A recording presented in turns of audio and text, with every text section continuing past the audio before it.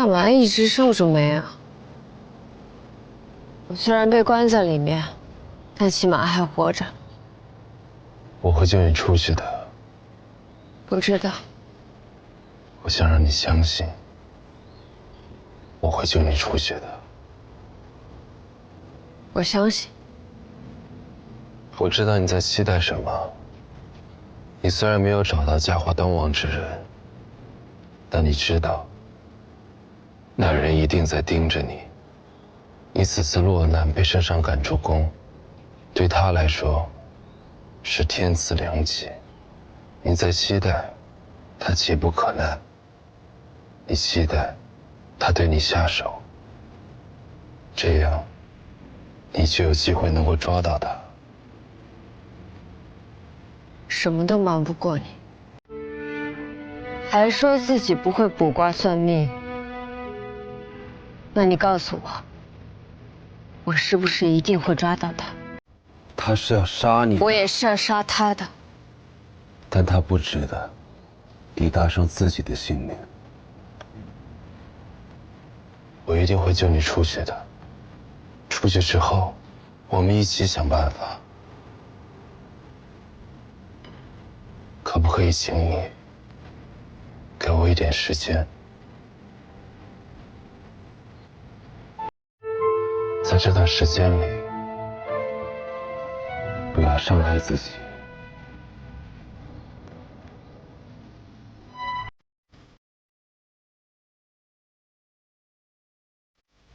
这世上怎么会有你这么好的人？看来我的命也不是一直不好，我也没有那么糟糕。你一直都很好，你的命也没有不好。有人行恶事，我就陪你把他找出来。凶者实之，浅薄无察，种下恶因的人，必定会得恶果。我会让你看到的。县主，太史城真的到时辰了。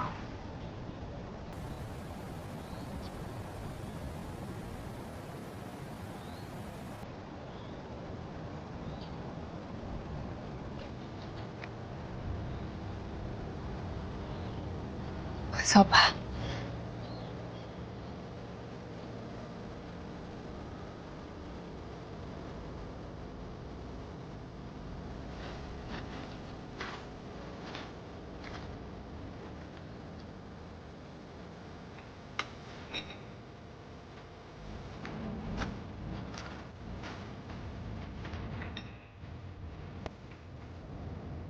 希望你能明白我。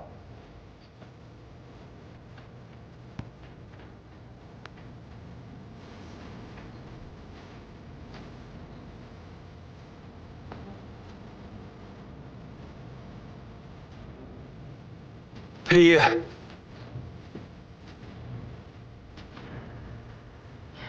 不要让任何人伤害你，更不要伤害自己。放心吧，有你在，我才舍不得死。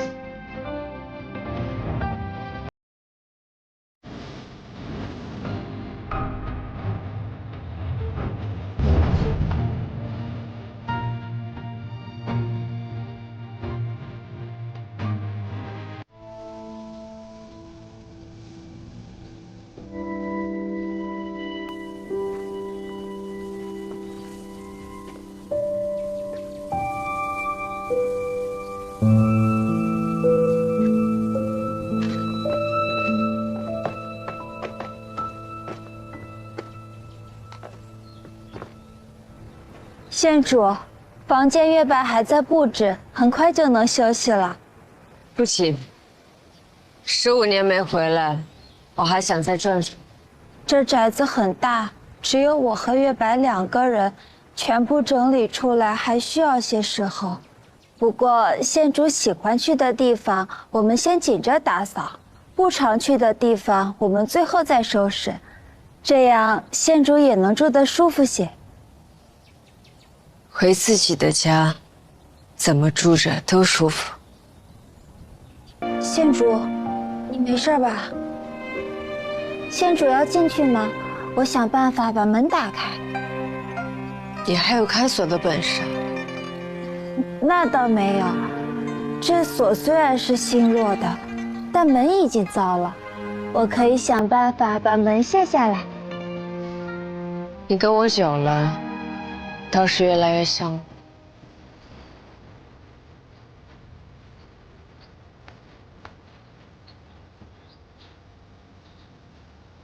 其实我也不知道自己到底是怎么想。既然他替我做了决定，就先不进去了。县主会算命？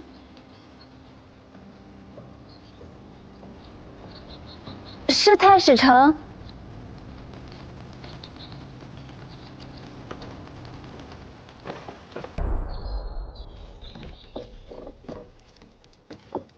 活着回来了。老鬼头，你害我！彼此彼此，对付个黑羊也需要这么久吗？他有驼龙，我能活着回来，你还不夸夸我？放火烧人老巢，夸什么呀？不是我，是他自己干的。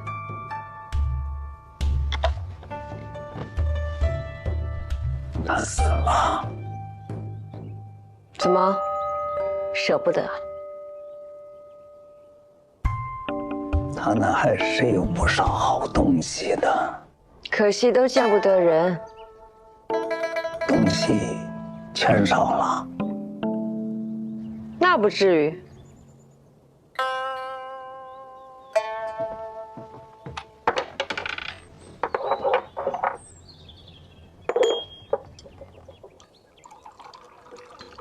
啊，云香山。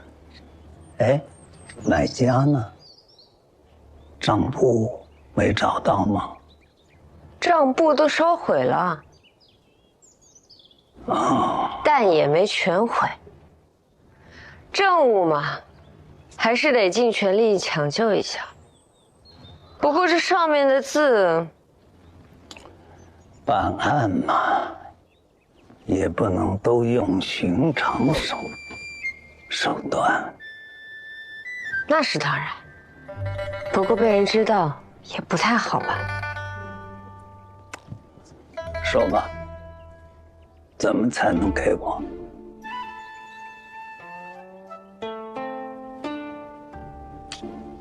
不是给你了吗？我说的是暗格那把钥匙。治事的时候都交了。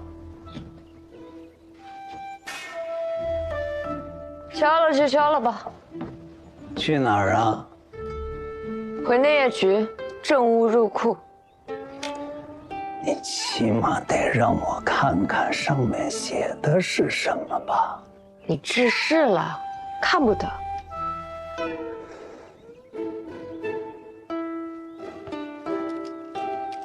该。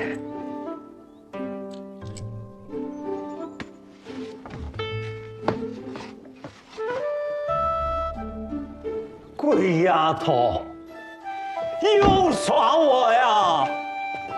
怎么能说是耍呢？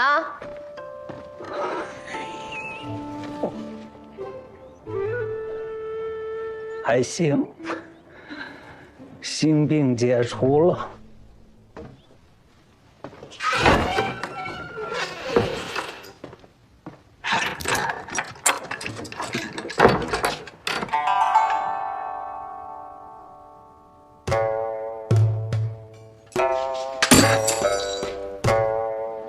老鬼头！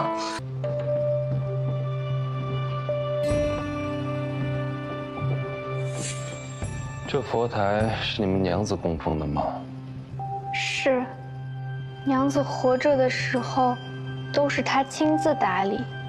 现在，我想佛前的香火还是不要断的好。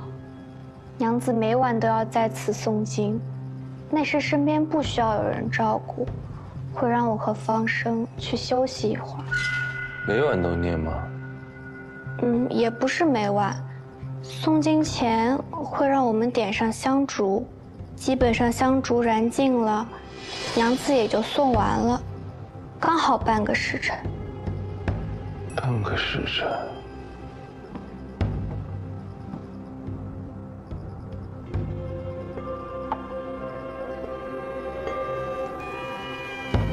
这不是普通的香烛，而是酥油做的长明灯。你的伤还没好，请假日先休息吧。皮外伤，又有老鬼头的药，不碍事。一盏长明灯燃尽，可不止半个时辰。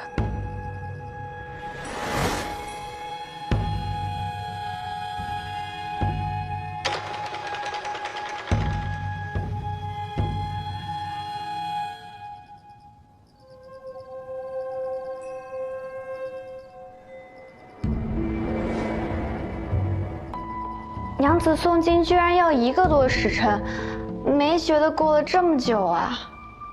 这人忙里偷闲，自然会觉得时间过得快一些。王才女应该就是趁着1个多时辰的时间，独自离开寒凉殿的。如此，时间有了，接下来就要去找地点和人。1个多时辰的时间，若想幽会，往返脚程，应该是在半个时辰之内。寒凉殿已经是宫里最东南边的宫殿了，我们往西和北去找。北边是花园，圣上嫔妃们多喜去那里游玩，应该不是。那我们往西找。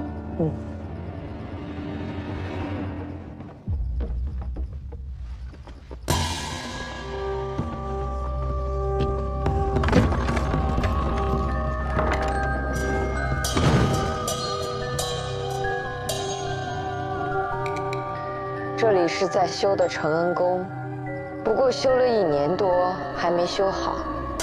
这里虽不是新进宫最好的位置，但也是吉位，怎么会如此荒废？看来这承恩宫被废弃，确实有些古怪。不过这无人敢靠近的废弃宫殿，是不是私会的好去处呢？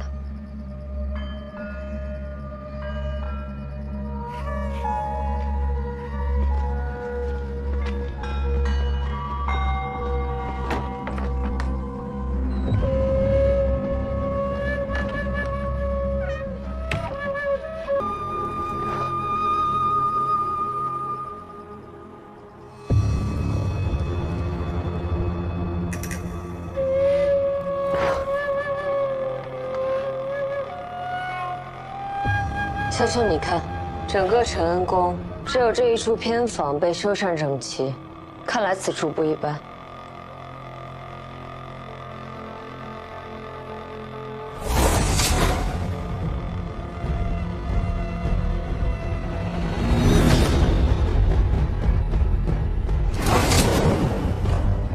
这里应该是最近才被清空的，但有些奇怪。哪里奇怪？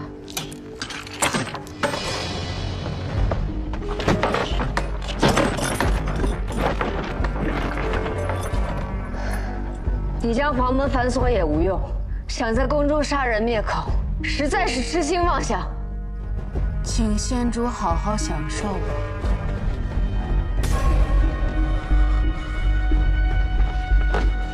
太师生，你怎么了？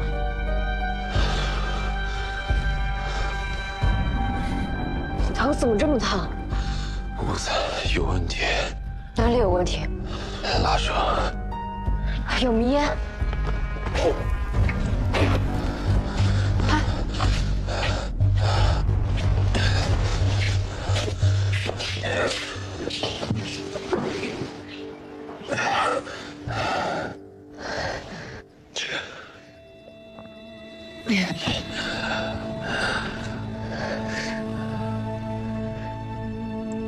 轻敌了，只要和清白扯上关系，任我有天大的本事，也一定会被束住手脚。贤主不是寻常女子，但女子魔秀，牵扯的不只是她一个人。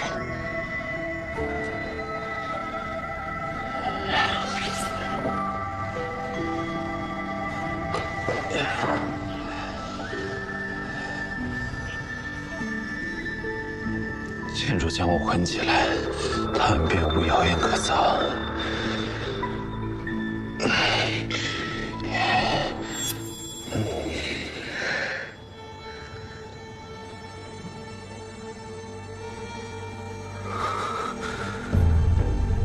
太史丞，真难得你又聪慧又简单。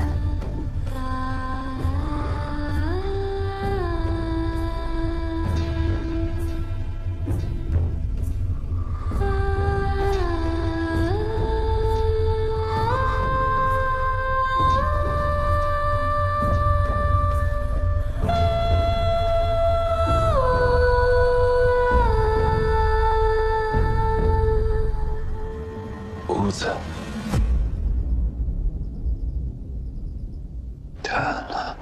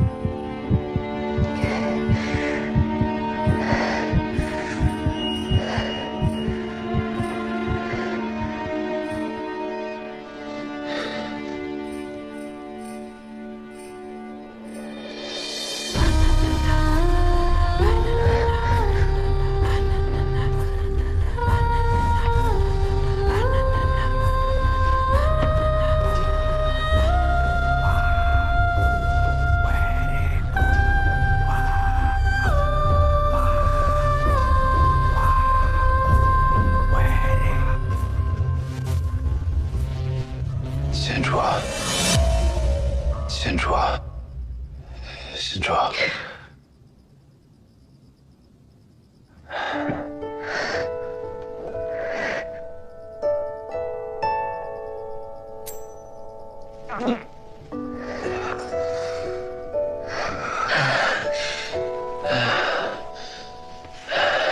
好热。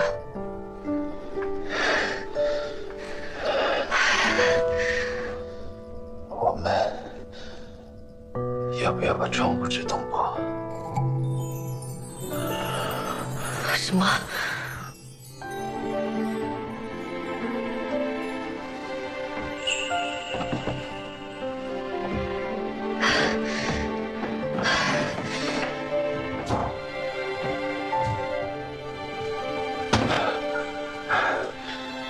贤主，快来帮忙！明烟散掉，能会好些。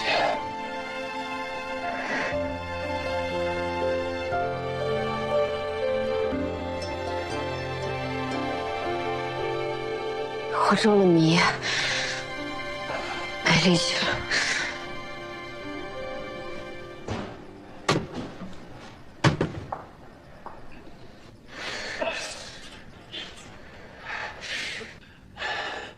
贤主，快过来！通风之后会好很多。我扶贤主过来。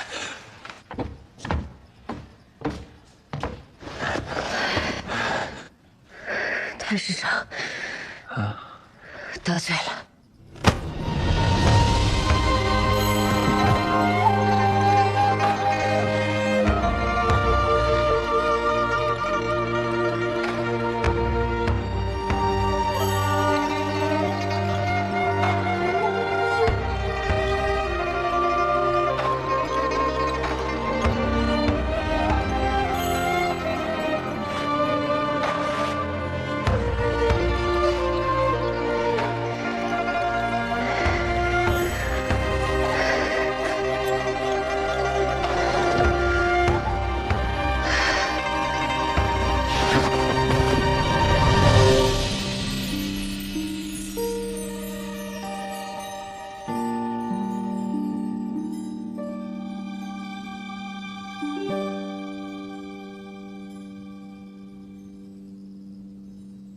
昨天晚上就在承恩宫，一推开门就看到县主啊和太师成倒在床上，一丝不挂，连大头的刘内侍都吓坏了。虽说福章县主一向乖张，但还未出阁就如此放肆，实在是太大胆了。早就听人说县主真是带着个男子在身边，肯定有问题，没想到这么没遮拦。又来是吧？我正要找你呢。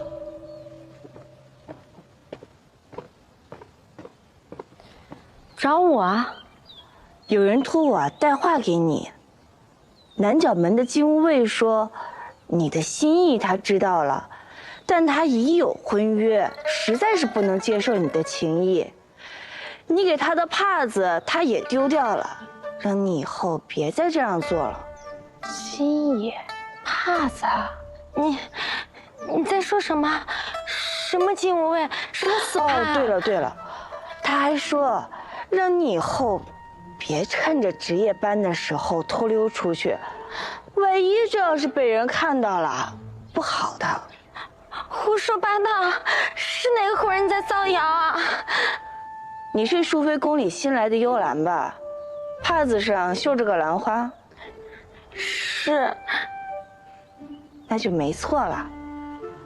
我提醒你一句啊，以后行事低调一些，万一被人告到淑妃那里，你是要被赶出去的。要被赶出去？你到底在说什么？我什么都没有做，为什么要被赶出去啊？你不是喜欢造谣吗？送你也当一次主角。你。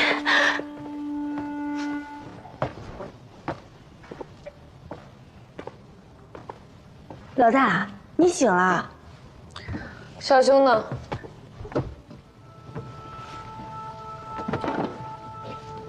都什么时候了，还惦记太史城呢？被送回萧府了。老大，你再怎么说也是个女儿家，以后夜里禅，你带上我好不好？孤男寡女独处一室。再怎么说传出去也不好听啊。我查案被人暗算了，我当然知道了，但是别人不管那么多的。皇家秘辛，当然是说的越刺激越离谱越好了。我听听有多离谱。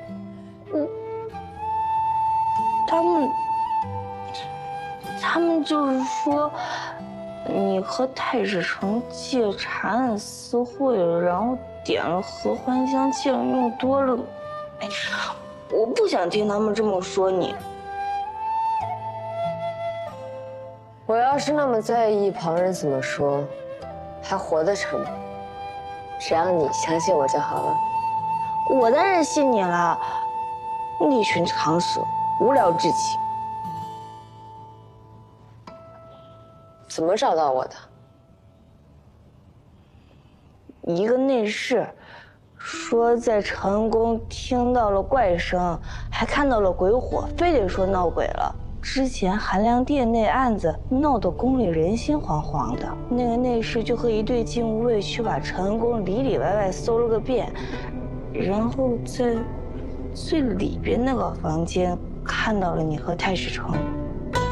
那岂不是传的人尽皆知？是啊。那就好。那就好。老大，你故意的？对啊，动静闹大了，那人才能光明正大的来打探消息。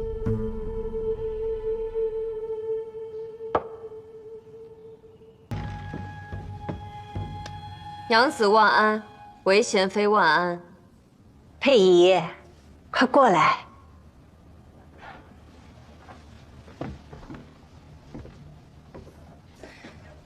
我一听说承恩宫出事，就赶忙过来了。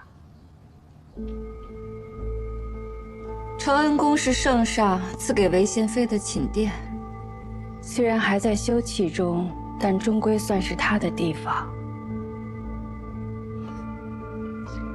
承恩宫从修葺开始就事故不断，如今竟发生了这种事，你怎么会去那儿？是在查玉树的案子？我们查到他在宫中与人有私，幽会之处就在承恩宫。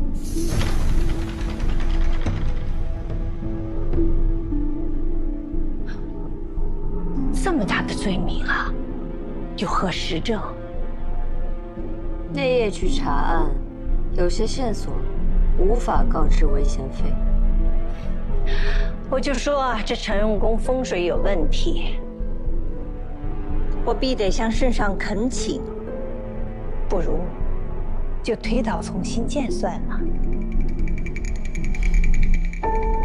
是啊，皇才女在韦贤妃的废宫中与人幽会。去世前，又与韦贤妃颇有来往，也不知这中间有何因缘。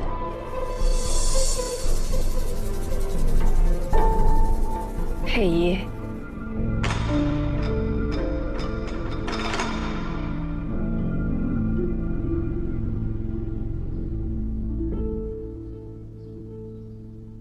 这承恩宫毕竟是我的宫院。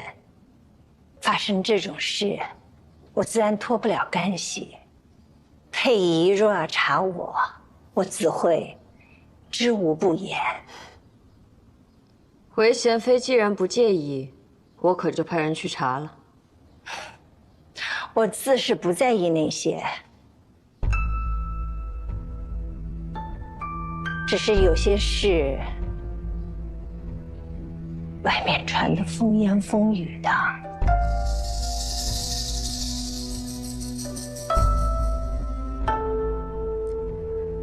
什么？哎呀，都是那些宫人乱传的。韦贤妃但说无妨。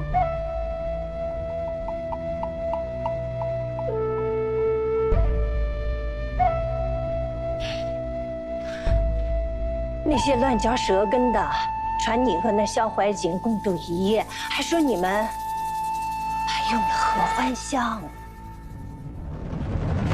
韦贤妃真的很担心我，问得这么详细。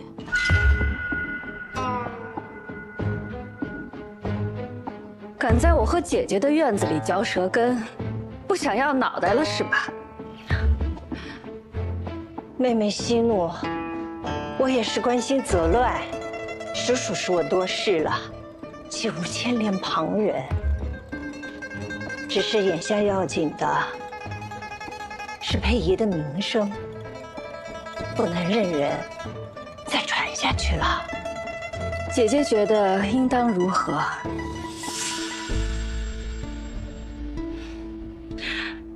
我也不是有主意的，但最近几日，佩仪还是留在妹妹宫里吧。闹出这种事，就别再抛头露面，引人非议。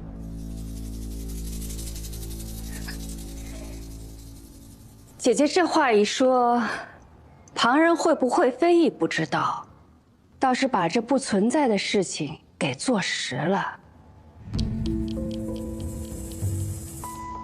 这孩子虽不是我亲生的，但是我一手带大，从小他想要星星月亮，圣上都会赏给他，用得着为个男人去私会吗？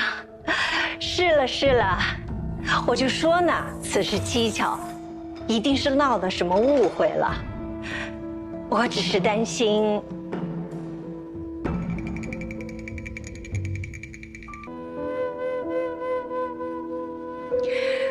圣上和我都不喜欢你查案，今日遇到这样的事，旁人不会在意事出何因，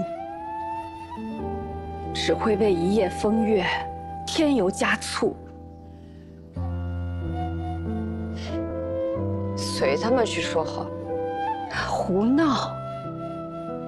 你可是李家的女儿，这不是你一个人的事，事关皇家的颜面，可不是你服个软撒个娇就能解决的。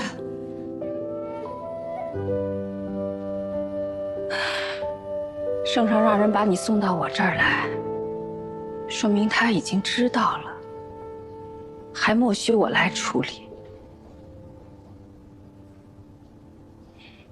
我若处理不好，圣上就要亲自出面了。娘子打算如何处理？我去求圣上，给你和萧怀瑾。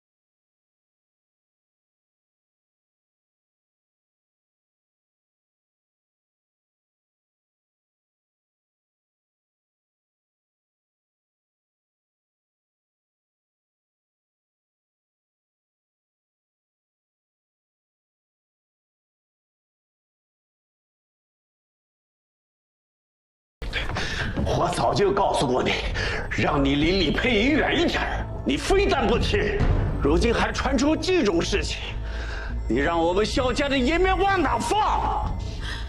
我们只是奉命查案，遭人陷害。我身为男子，此时要考虑的是维护县主清誉，实在无心顾及萧家的脸面。那李佩仪是什么人？你为什么非要跟他纠缠不停？我也想知道李佩仪到底是什么人，能让父亲如此忌惮。我是怕你把自己的性命搭上还不够，还要我们整个萧家给你陪葬。我说我们是被人陷害的，你信不信？我说我们清清白白的，你信不信？我信不信有什么用？你是工人内侍信吗？满朝文我信吗？世上信吗？为何要用这种手段陷害你？就是因为这种事，但凡能捕风捉影，于你就是弥天大罪。你做过什么不重要，圣上以为你做过什么才重要。那我便去向圣上解释清楚。圣上若不信呢？那我便先问过县主，若他同意，我便求圣上赐婚；若他不同意，我便以死证明他的清白。你敢？怀瑾，我有何不敢？你这个逆子！别说了，我干脆直接杀了你，免得你出去殃及全家。别再说了，别再说了。既然父亲看我为在也，我早便是。来人，把他给我拦住！许他离开萧府一步。是。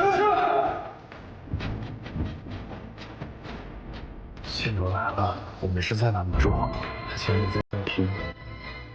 寡人先吃，寡人先吃。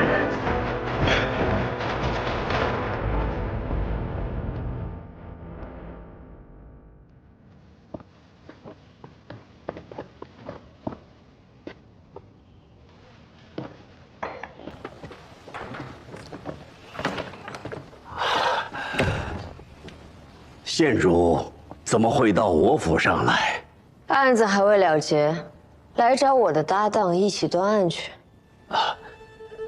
小儿抱恙未愈，需告假一些时日，休养身体。我去看看他。小儿有病在身，不便见人。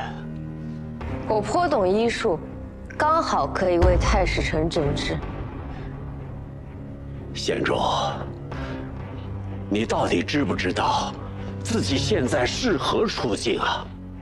那风言风语已传遍朝野，县主为何还不避嫌？若让人知道你出现在我萧府，县主置皇家颜面于何地？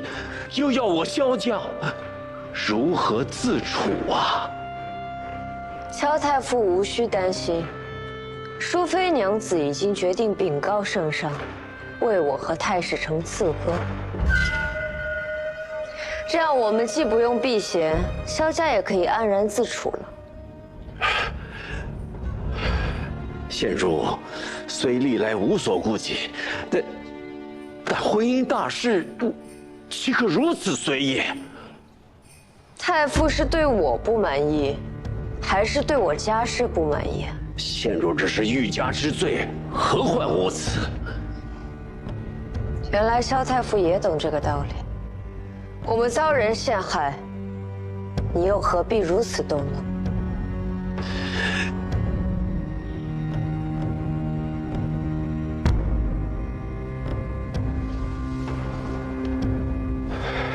老臣求县主高抬贵手，放过怀瑾，放过我们萧家。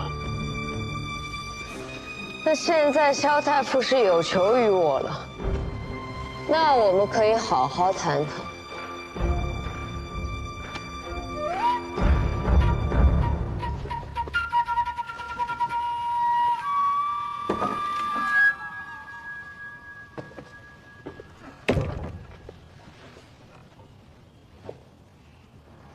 15年前端王府之事，萧太傅究竟隐瞒了什么？太史丞身上的熏香我不会忘记。15年前端王府被灭门之时，我闻过这个味道。萧夫人和太史丞都说，那香是萧夫人亲自调的，所以那晚一定有萧家人在场。10几年前闻过的味道，县主太武断了，甚至有些荒谬。我知道这算不得证据，但是与不是，我清楚，在场那个人也清楚。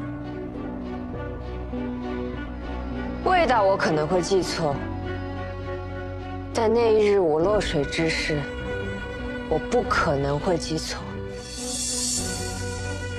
那日救我之人，不只有萧怀瑾。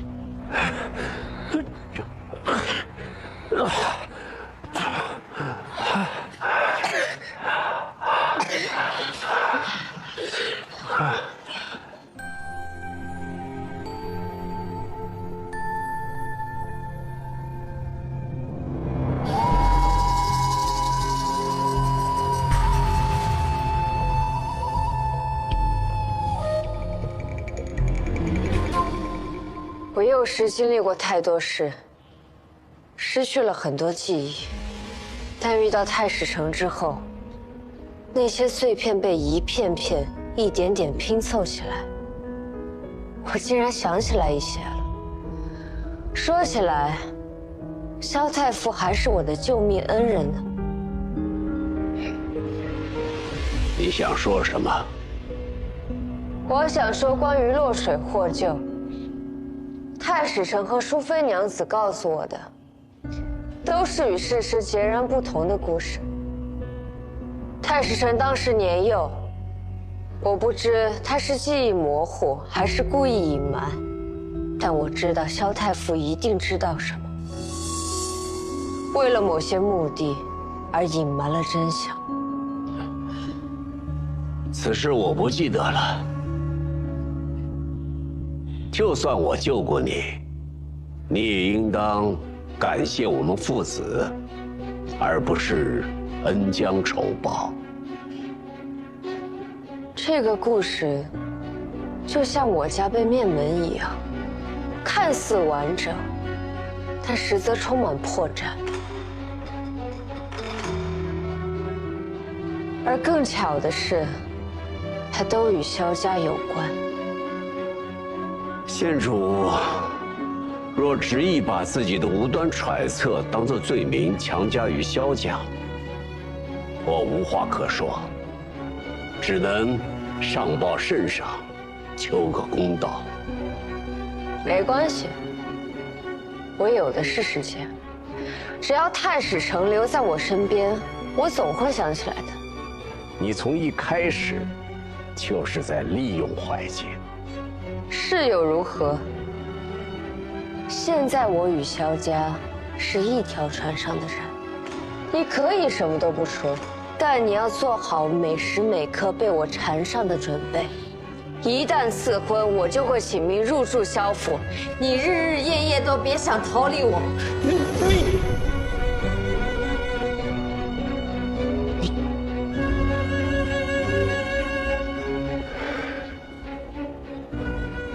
县主，无需激将我。我说了，我不记得了。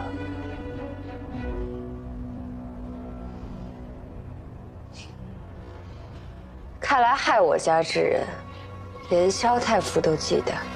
整个朝廷能让你忌惮之人屈指可数，我一个一个找，总会找到的。但在我找到之前，就要委屈萧太傅先认下我这个心腹了。就算我拼上这条老命，也不会答应赐婚的。大不了我支持归田，带着怀瑾回老家去，也断不会让你进门。你就是天煞孤星。你真当这些话能伤到我吗？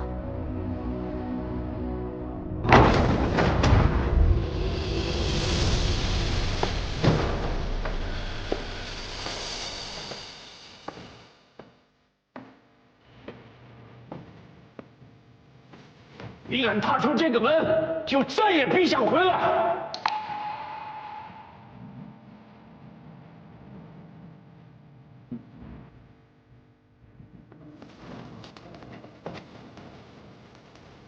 儿子愿等父亲回心转意。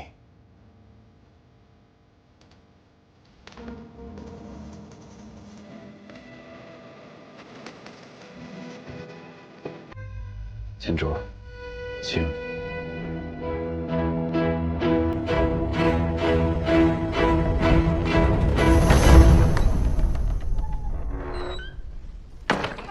小心。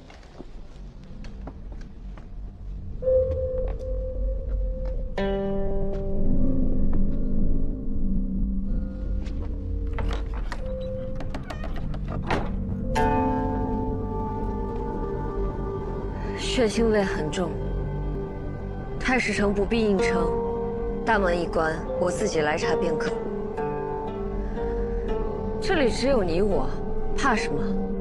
不可以。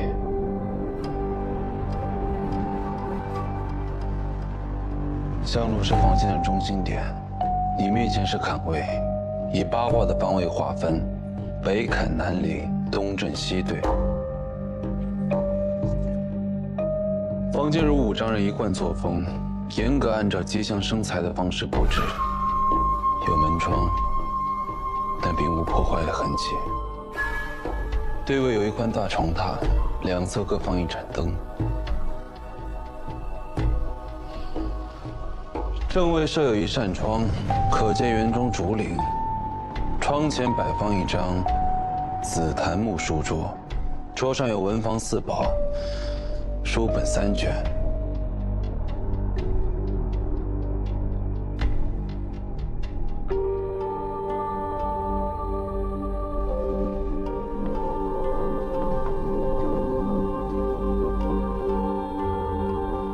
设计像屏风，屏风两侧是斗柜。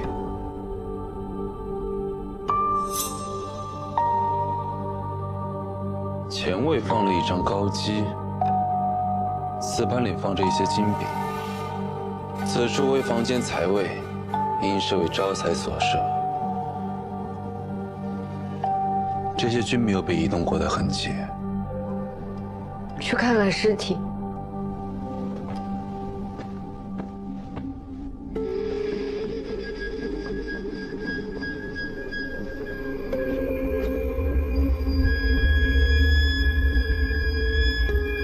大床上方有一条用红绸悬挂的横木，五丈人上半身挂在横木上，双臂下垂，嘴巴张得很大。是否被塞过东西？看不出来，得等县衙派人验尸后才能知道。死因呢？伤在下身，衣服被鲜血浸透，血从床榻流到地上，血迹颜色正常，目测没有中毒，应该是流血过多而亡。还有没有别的伤口？没有。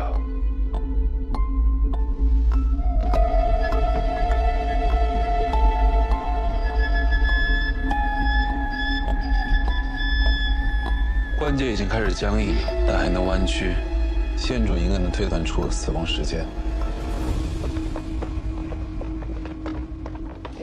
温县令稍后。如此大案，如何守候？温县令，县主在屋里查。啊，皇子在正厅候着，从没进来啊。哎，从没进来啊。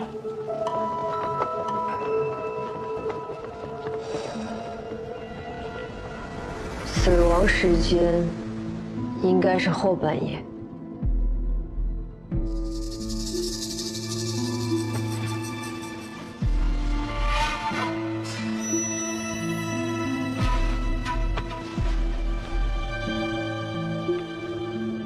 两只手的手腕处均有擦伤，像是被麻绳捆绑后挣扎所致。太史臣再仔细看看，伤口处的血迹是否干了？血仍未干。辛苦太史臣，可以出去了。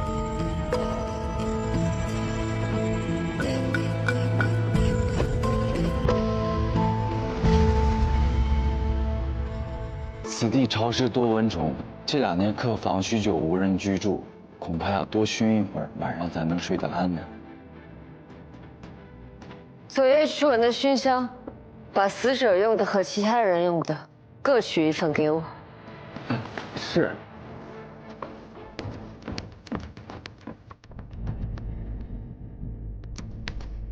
县主，请看，这是我家主人房里的。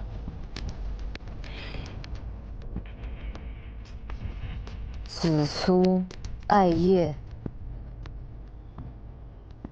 硫磺陈皮煎香。是，主人他自己所用的熏香就是这个配方。啊，这是其他各房各院用的熏香。曼陀罗花。蒙汗药啊！难怪没人听到动静。凶手将曼陀罗花混入到了熏香，然后迷倒了府中所有的人。即便是死者再怎么呼救，也无济于事。这人实在是凶残啊！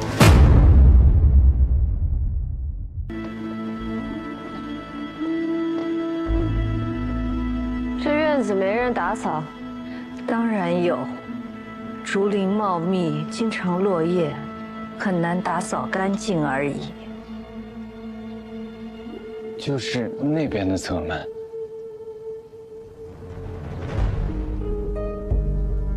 家中发生惨案，不先去看小郎君，反而来看院门。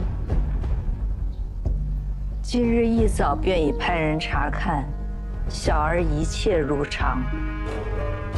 这侧门有何特殊之处？你们如此惊慌？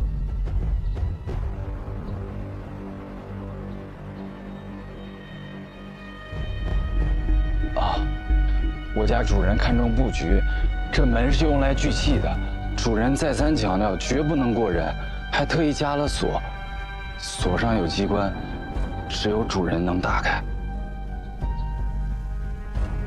去看看小郎君。小儿体弱不便。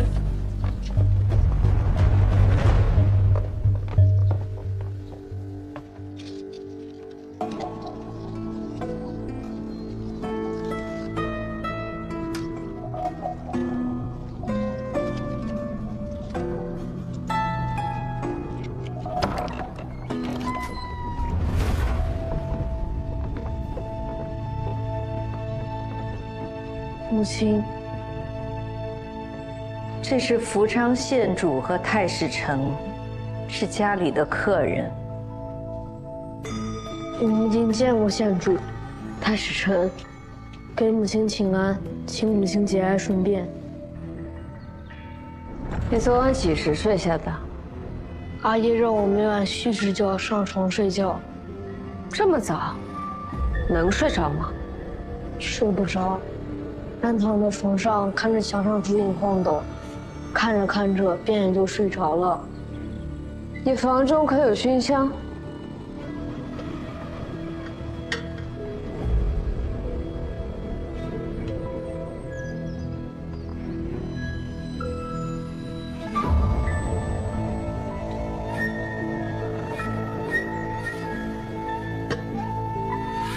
小郎君，昨晚睡得好吗？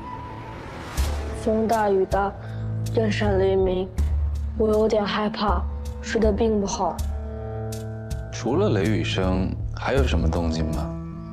半夜有被雷声吵醒，看到有影子经过，就在那里。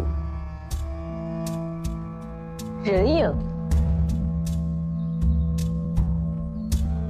天黑看不清模样，有没有看清高矮胖瘦？那人有没有说话？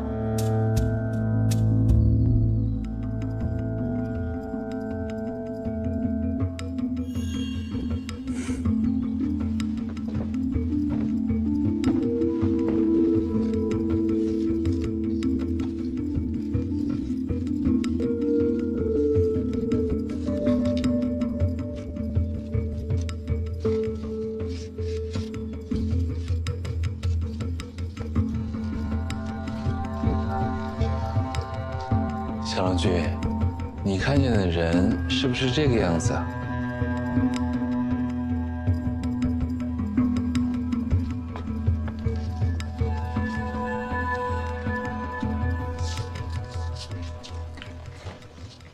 要和小孩子成为朋友。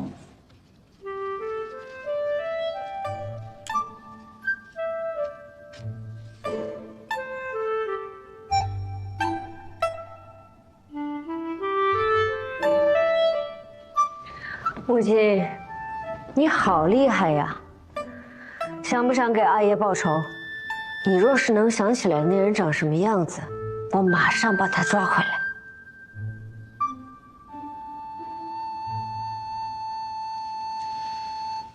昨晚上那么黑，怎么会看见人影呢？难道屋子忽然亮了起来？好大的闪电，照得我房中比白日还要亮。那岂不是能看见那人的模样？我本来想去看看那个人是谁的，可是马上又打雷，我害怕，我捂着耳朵数到10，雷声才停下。后来屋子里就黑了，我也没再敢出去。好孩子，去玩吧。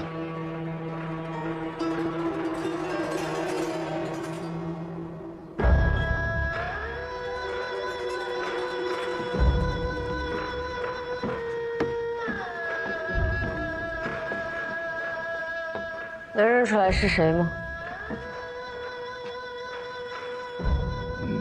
看不出来。整个别院怎么连一个仆人都没看到？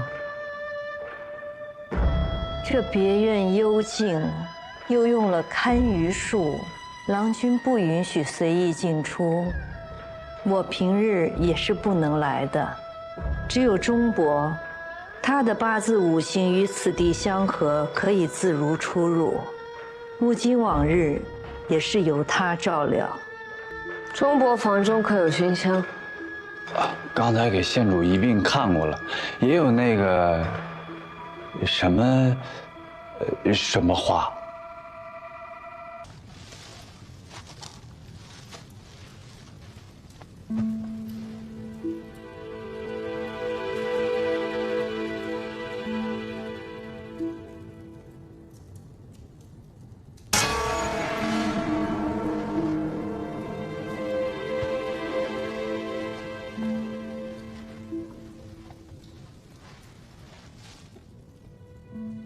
你撒谎吧！你没有伤害韩少，是你救了他。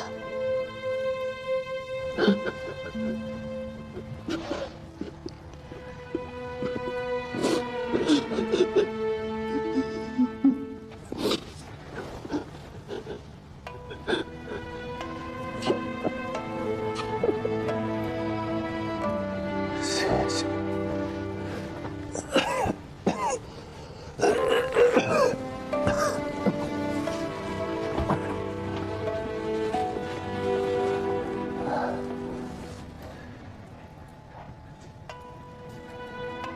我其实是在道正坊外，靠近村民们的家乡遇到他的。当时他遍体鳞伤的倒在路边，我甚至都不知道他是不是还活着。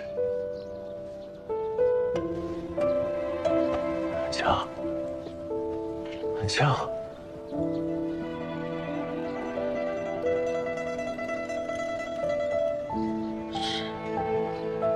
是你，救救我！没想到他竟然还认得我。安笑，我带你走。来，慢点。来。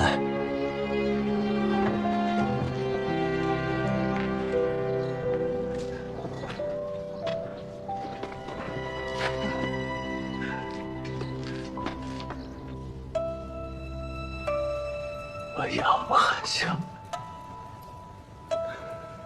但对他从来没有过非分之想。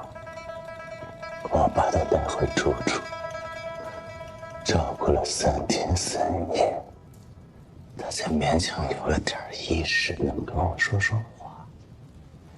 韩笑告诉我，他被胡大骗了。我以为她可以在绣红楼堂堂正正的做一个绣娘，可没想到她被欺负、被虐待。韩笑逃跑过1次，可还没跑到县衙就被抓了回去，之后就是一顿毒打。后来，一个客人把他虐待得太厉害，他们都以为他活不下去了，准备把他拉出城外埋掉。他这才又找到了机会逃了出来，去到了我。但他还是没撑过去。是，他没撑过去。我尽力了，我真的尽力了。他当时实在是伤得太重。绣红楼的事，他跟你说过多少？他们是一群混蛋，他们全都应该死，他们根本就不把人当人。像那么好的姑娘，她到死前还想着去救其他人。他有跟你提过那些混蛋是谁吗？他说他们搜集过那些混蛋的名单，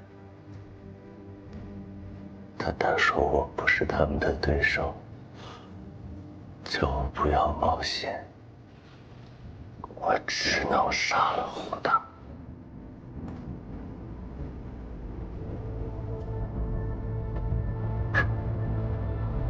我没有，我对不起韩笑。我只是一个低贱的秦小果，我什么都做不了。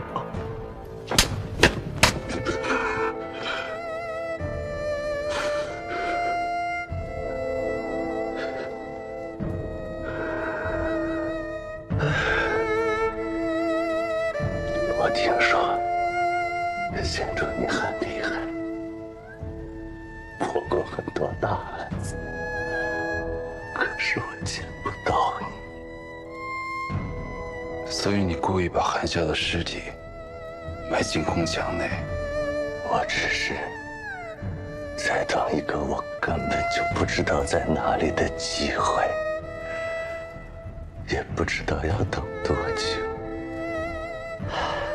这老天有眼，韩笑身上竟然看出了花。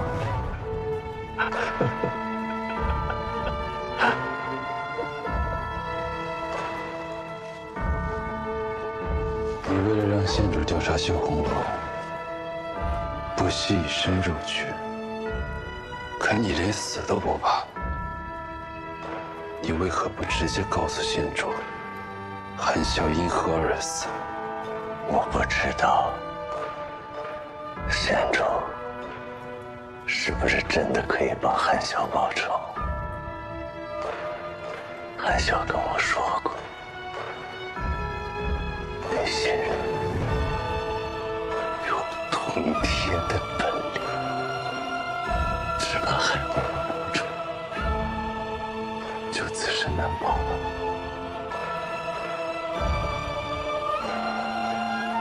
我不怕死。但绣红楼还有很多女孩子，她们不应该死。只有知道，县主，你真的可以一查到底，把他们全都平安的救出，我才能说。你之前被我泡在桶里的时候，也不敢说。我是想告诉你们的，绣红楼里有一个客人，韩笑曾在淑妃宫的宴请上见过的。那人当晚喝醉了，在御花园对韩笑动手动脚，韩笑不知那人身份，只是在拉车时看到那人手腕内侧有一块很大的疤，是烫伤的。淑妃宫中的宴席，一般只有3品以上的官员和宗亲眷属才有资格参加。我只知道对方官位不低。你们在审我的时候，忽然闯进来一个大官，我怕他，所以就改了口。提神仙没有错，那人在绣红楼里有没有认出韩笑？没有，他根本不认识韩笑。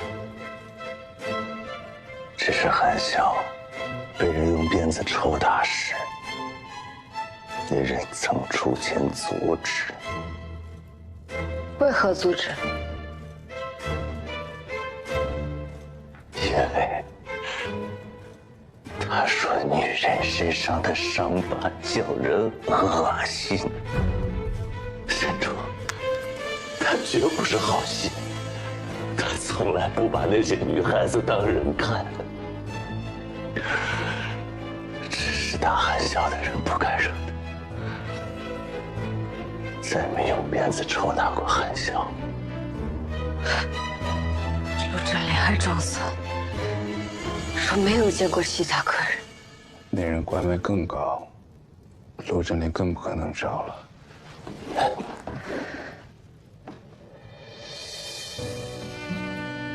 县长，大人，我求求你们，一定要把这些混蛋全都抓起来！他们害了那么多人，还害死了韩笑。我求求你们！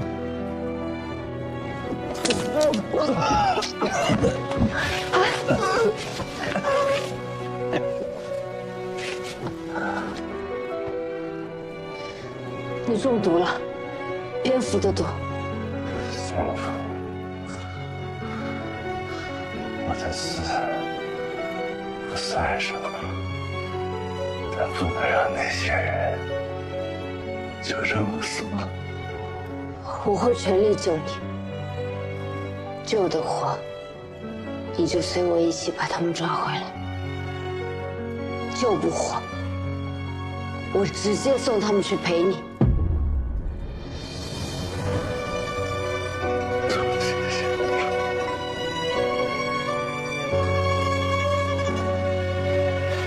带回那夜去好好照顾。是。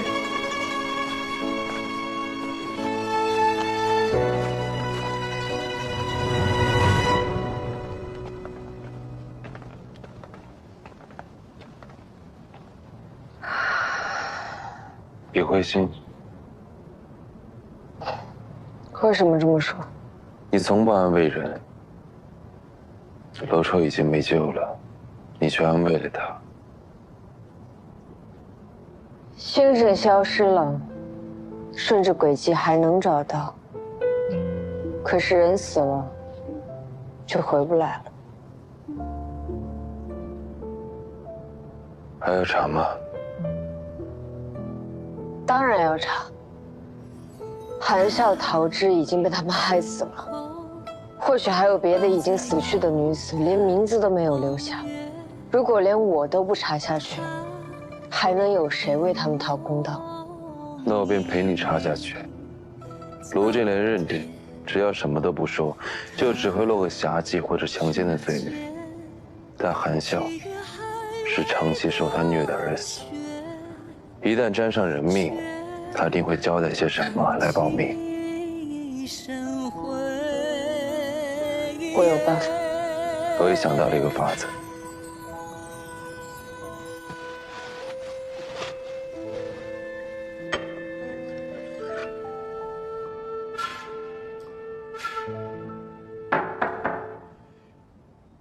谁？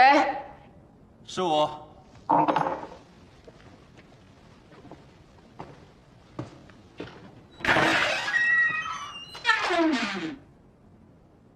这是你手臂上的伤还未结疤，无法指认卢振烈。我娘喜欢调药香，还喜欢用药香熏灸。有些药香色重味浓，熏过之后皮肤会被染色，需要一些时日才能褪去。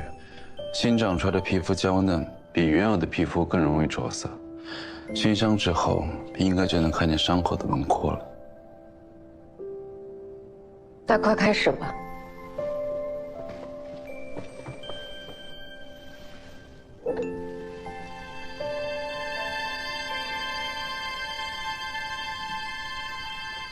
这是什么？刺青的药水。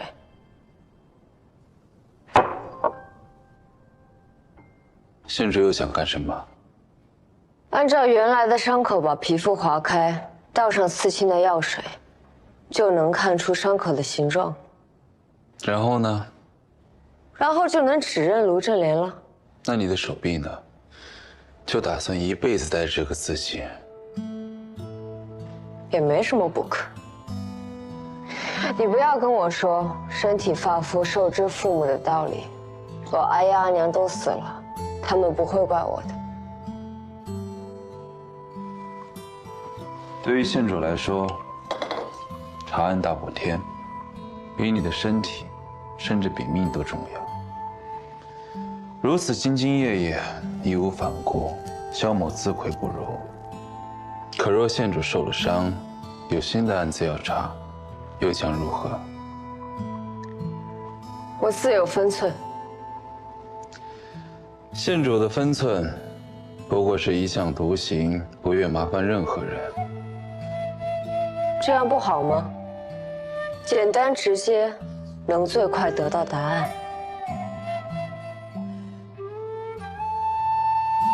县主可曾见过流星？当然。那县主是否知道，流星为何会从空中坠落？星辰若要沿轨道运行，不光是只靠自己，而是被周围的星辰所牵引才能安稳运行。若是没了那份牵引，便会从空中坠落，被烈火燃尽，化为齑粉。县主既找我协助探案，那我便是那颗牵引着你的星辰。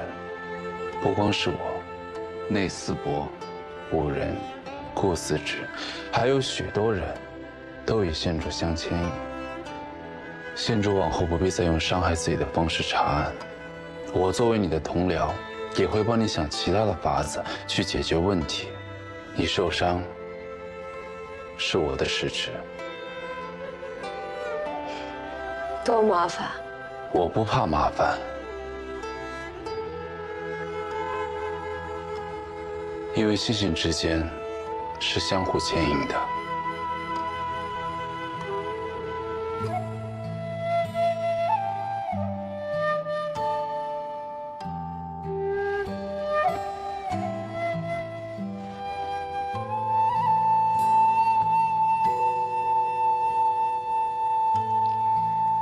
既如此，我还有一件事想问太师长。当年我在宫中落水时，你真的没有在附近看到什么人吗？县主落水时，周遭只有我一人，宫人内侍都居于湖对岸。但我可以确定，我是被人推下水的。若我看见凶手，是绝不会隐瞒。就算落水的不是县主，我也绝对不会让凶手逍遥法外。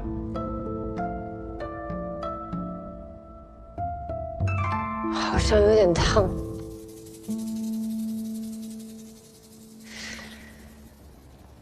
不会熟了吧？抱歉。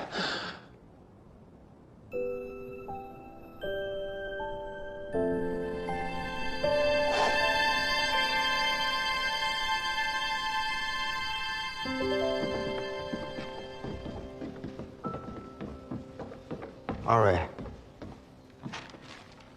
仵作已经验明了，韩少的死因是在秀火楼长期遭受虐待，他尸体上的伤疤和卢正廉的鞭子完全吻合，是卢正廉害死了韩少。韩少？杀韩少的不是娄绰吗？娄绰遇到韩少之后，一直在求医问药，没有他的照顾，韩少活不过3天。今天天没亮，卢正廉就被发配回乡了。谁准的？宫里的意思。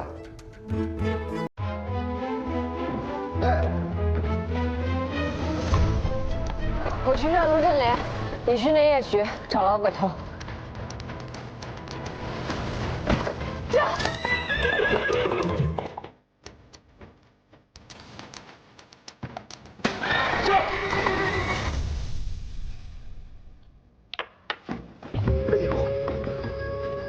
怎么如此惊慌？李佩仪查到那个跑掉的工人是被卢正廉打死的了。卢正廉今早已经贬官发配回乡了，还能追出去不成？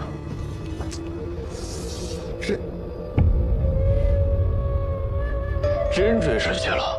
是。以他的性子，这事儿怕是不好办了。若是给卢正廉供出我们的机会，那就不要给他开口的机会。现在动手，怕是已经来不及了，还会牵连到我们。万一暴露，该你了。这都什么时候了，还下棋？这么沉不住气，那我可要赢了。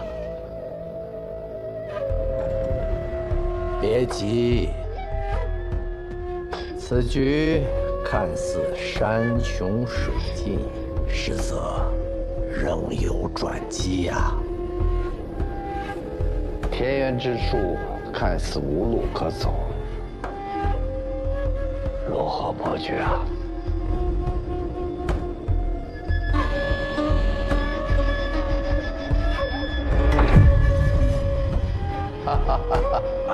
妙哉呀！啊，3路线已成绝境，可绝境也能逢生。若是短兵相接不可得手，便可围魏救赵。这不是想出破局的办法来了吗，王爷？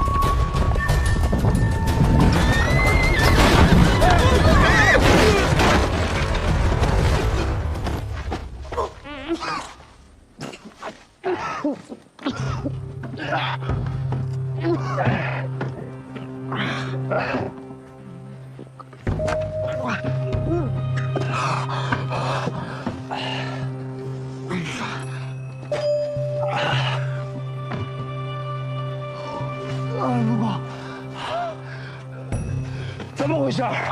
不知道是什么东西窜了过去，把马惊了。这怎么办？车跟马都废了，今天怕是没法再赶路了。事越急越出乱子。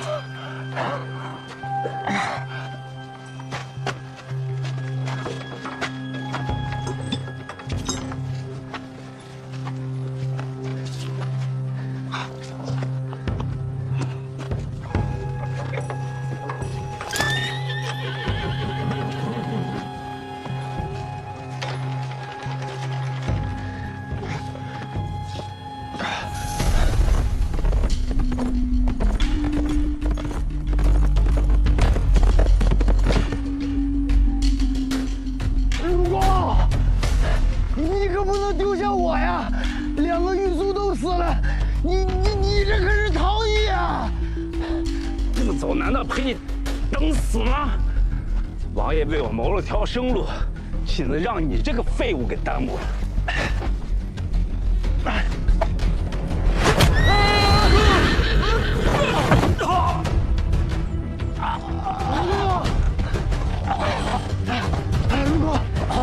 陆公，没事吧？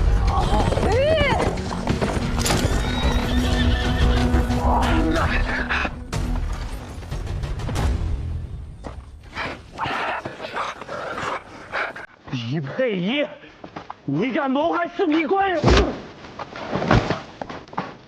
还做你的春秋大梦呢？认识吗？我已经承认我去绣红楼下棋了，是你假扮那里的姑娘逗弄我，这是误伤。我再问你一遍，记得韩笑吗？到底谁是韩笑啊？我不认识，我也没听过。半个月前，壁上花案轰动后宫，一女子被埋在宫墙之中，尸体上满是伤疤，是被人长期虐待而死的。她生前被囚禁在绣红楼，脚踝间各有一颗红痣，她就叫韩笑。死了。你取了一个人的性命，却连他的名字都不记得。不是我杀的，绣红楼有那么多客人，凭什么说是我杀的？因为韩笑身上的伤疤和我手臂上一模一样。这次没人能保你了。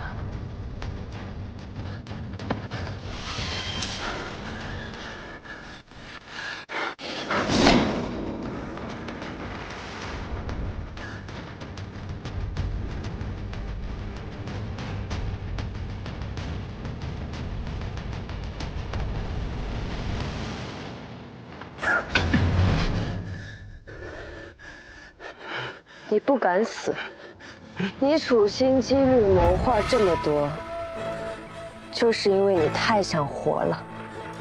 你不光想活，还想风风光光、舒舒服服的活。你如此惜命，却不把别人的命当命。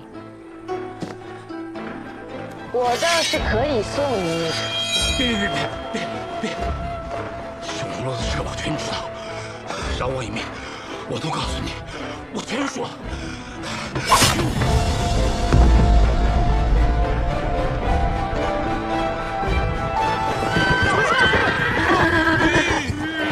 杀人啊！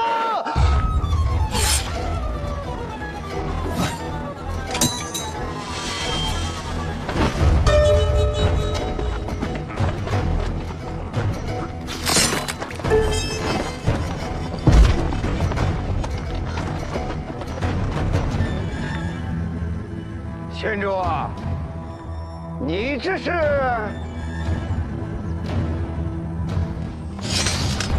你们敢！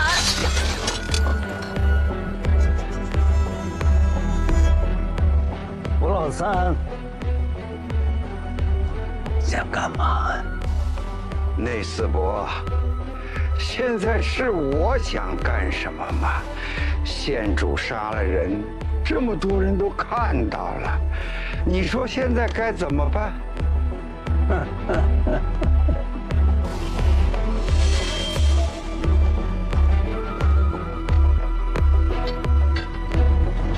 出什么事了？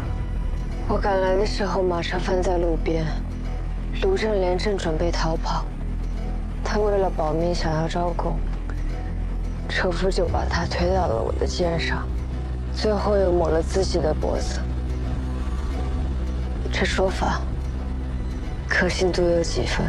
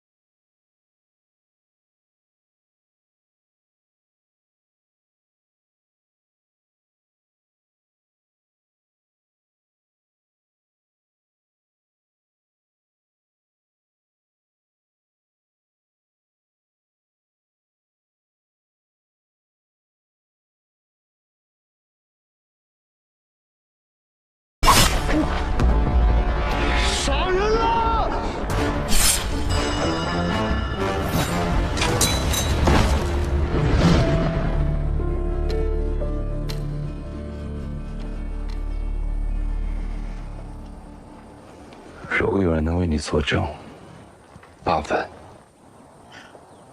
可是我没有。那边只有1分。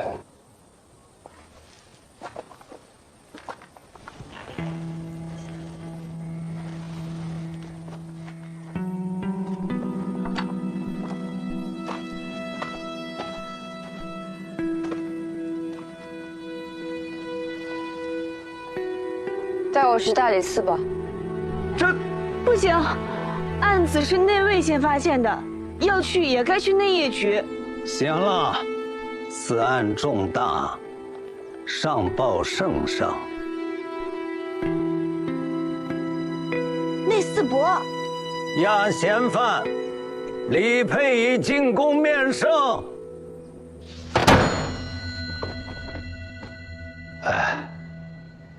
圣上息怒，龙体为重啊！不是已经结案了吗？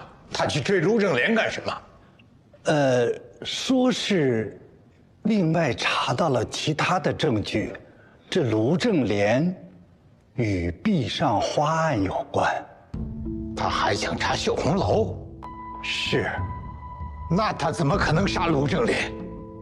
奴婢也觉得奇怪，可是在场的那位和大理寺10几个人都说亲眼看到了是县主杀的人。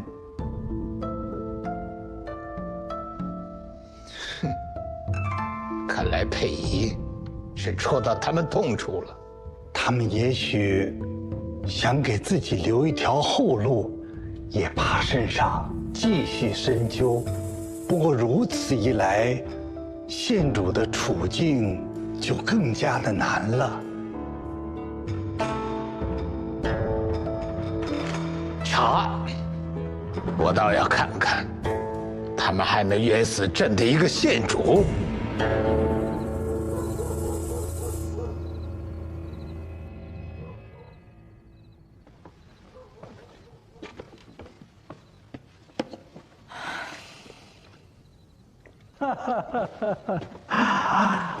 哎呀，恭喜内四伯！圣上怎么说呀？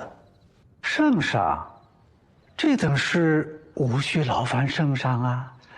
啊，内四伯的制式表批下来了，明日即可告老还乡，享清福了。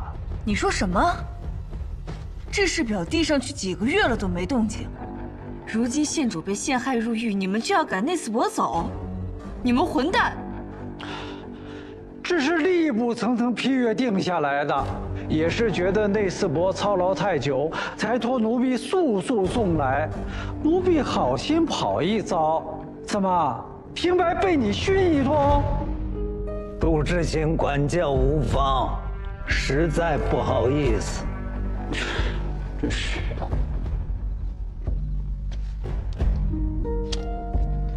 给个面子，别和他一般计较。奴婢告退了。什么事儿啊，这些？现在怎么办啊？看来今晚大理寺也不太平了。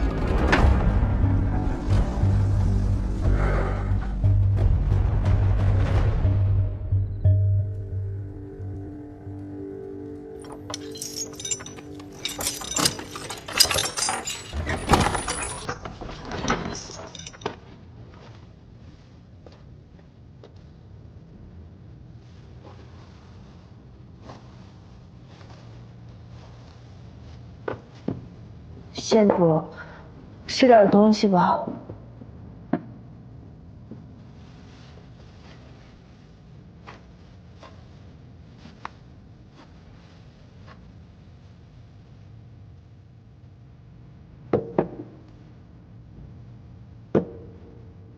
干嘛耷拉着脸？放心吧，我没事。我觉得这次不一样。怎么不一样？县主，以往你做再出格的事情，闯再大的祸，圣上顶多就是把你叫过去责骂几句，让你禁足。这次怎么还真的把你送进大牢了呀？可能我这次惹的祸真的太大了。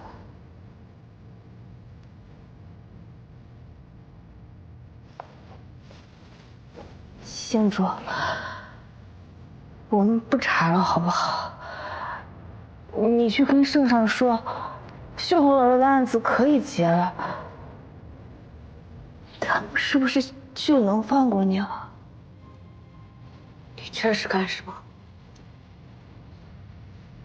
我害怕他们把你送进大牢，让内斯伯至死回乡，还革了顾司职的职。他们杀了那么多人，但我们连他们是谁都不知道。万一他们被逼急了，真的要杀你，我怎么办啊？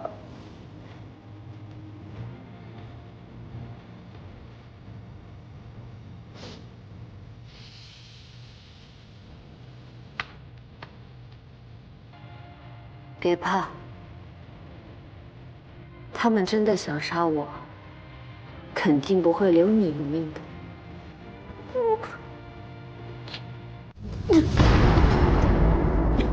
县主，县主。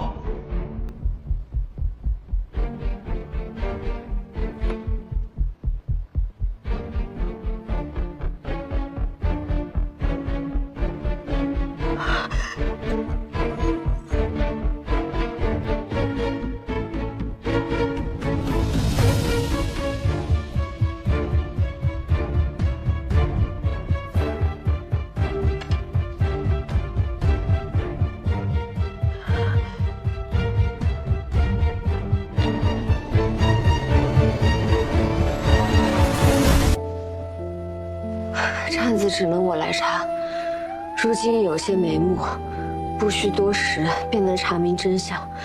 若交给旁人，我无法安心。一提起查案，你就是这样子。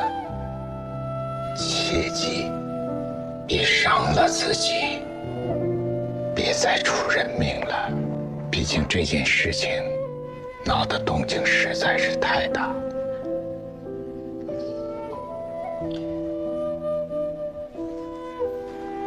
圣上千万别将此事告诉淑妃娘子，九娘横死，娘子已受重创，切莫让她再为我担心。待我将凶手绳之以法，我再去探望娘子。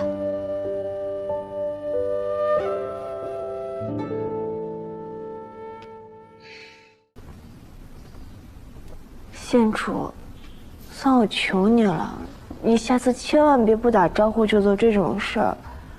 这次多亏太史丞了，不然我就要跟你上坟祭酒了。你放心，我命硬得很。我每天都觉得脖子上的脑袋在打晃，不知道哪天就掉下来了。那就让他。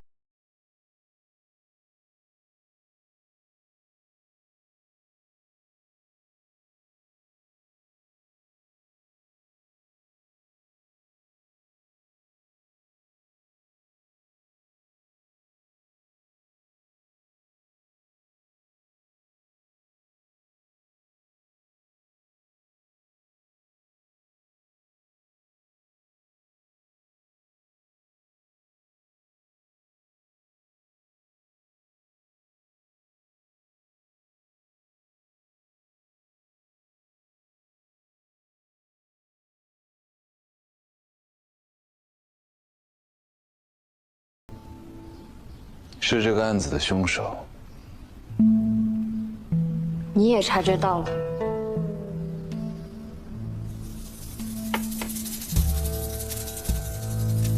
按照周贺兰的说法，崔曼说设局谋害十五公主，动手的应该是袭击你我的那个黑衣人。如果黑衣人以崔曼说是同谋，为何会突然对他起了杀意？如果是同谋反目，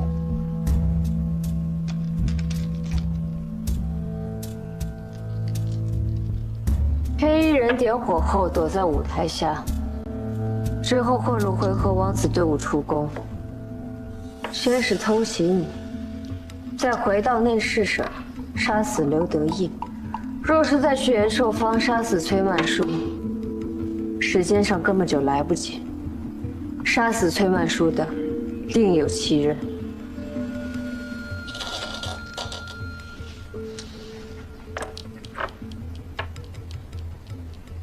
但如果有人杀了15公主，而另有一人在为公主报仇，那3位贵女以崔曼书沆瀣一气杀死他们的，就可以是同一人。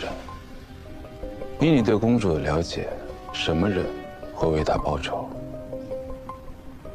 如果可以，我希望那个人是我。找到凶手，也是在为公主报仇。崔曼书身上的伤口极深，而且刀口是斜向下刺入，说明凶手比崔曼书要高，力道很大。凶手能找到延寿坊小院，应该很清楚公主与崔曼书之间的恩怨，能如此决绝地为公主报仇，若非终身死士，便是情深意重。县主余毒未清，还是先休息吧。找到凶手，为公主报仇，你说的。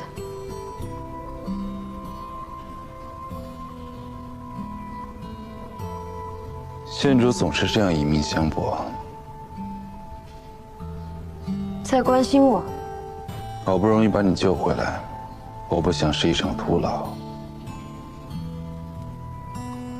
太史丞昨日在周贺兰面前维护我，还没跟你说谢谢。那周贺兰口出谎言，妄议县主父母是以下犯上，我只是做了该做的事情。看来端王府的事，太史丞也知道。15年前，端王府惨案震惊朝野，彼时我虽入太史区修学，却有所耳闻。不过周贺兰倒也没有说错，我无父无母，确实不知道阿爷阿娘被别人捏在手里是什么滋味。太史丞，请看，昨夜戌时，九娘离宫后，直接回到了府中，中间未作停留。回府后，可曾外出？崔九娘昨夜戌时回到相府，却于延寿坊被害。延寿坊与相府相隔甚远，若九娘未乘马车外出，那便是被人从相府掳走，带去延寿坊的。右相府守卫森严，断不可能有人强掳深闺娘子。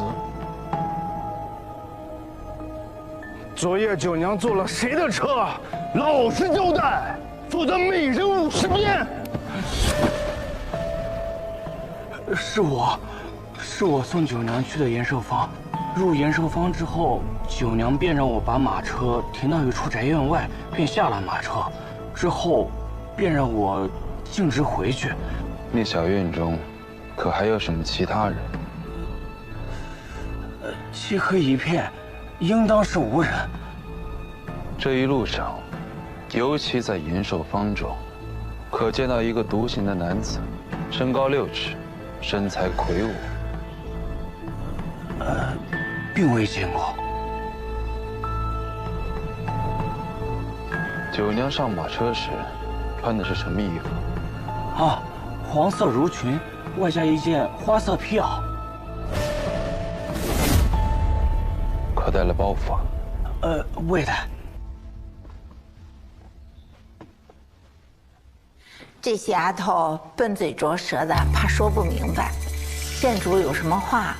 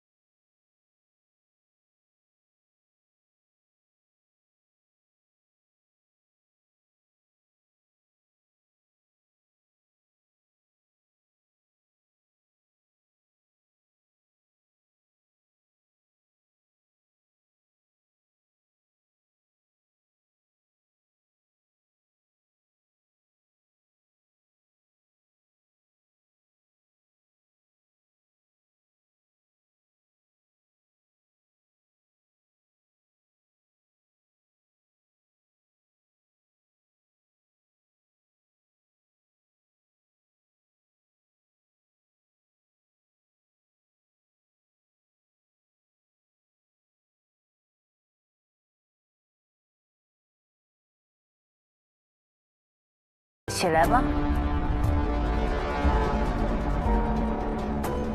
去请嬷嬷进来吧，告诉她，姑娘们都说得很清楚。是。求官娘子开恩，求官娘子开恩！奴婢是真的什么都不知道，也真的什么都没有说。若是被赶出相府，奴婢就只能去西市影子药家那种地方做帮狗，那奴婢就真的没有活路了。求娘子开恩，求官娘子开恩！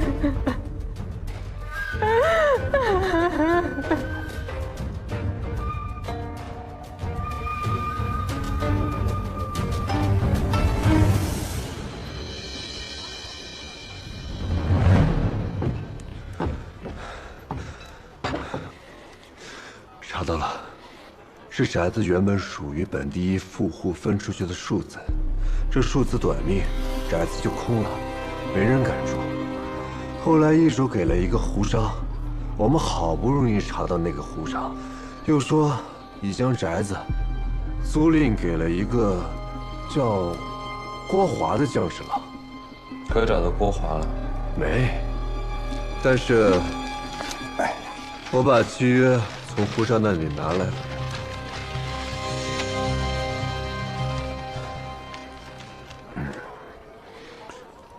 你们就没要完引子吗？等你呢。你人真好。娘子，给我来碗引子。好嘞。右相府的姊妹让我来寻你。崔九娘上伤了，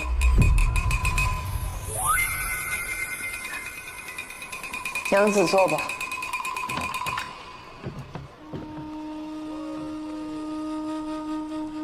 他是怎么死的？凶杀。老天有眼，真是罪有应得。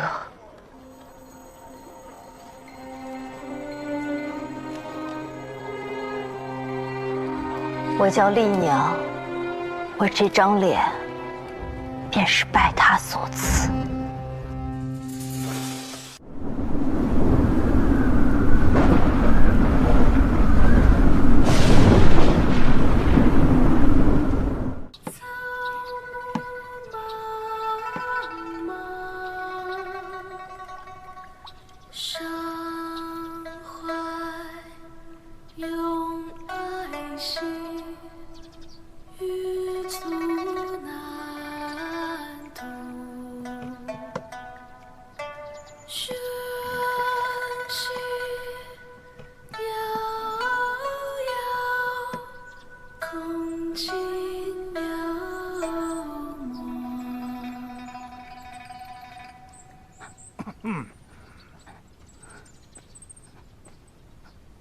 我阿娘还在家等我，你不是说我唱完曲就放我回去吗？哎呦，你瞧这小磊叔，我见犹怜，干嘛要走啊？这多煞风景啊！你就让我走吧，我肯定什么都不会说，什么都不会做的。哦，那你走吧。谢谢官爷，谢谢。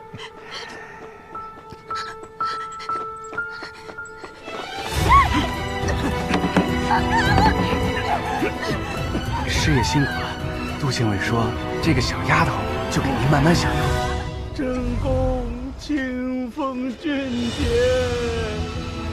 忠义双全，呜呼还在。变白衣为黑时，刀上一微霞。凤凰在怒兮，居无山屋。同绕于世兮，一概。县主，此人如何处置？你用的什么熏香？家母所配，我也不知。你方才说自己叫什么？太史居太史城，萧怀景。令尊可是太子太傅萧文渊？是。宴席期间为何离席？身子不适，前去更衣。更衣需绕行那么远？久违入。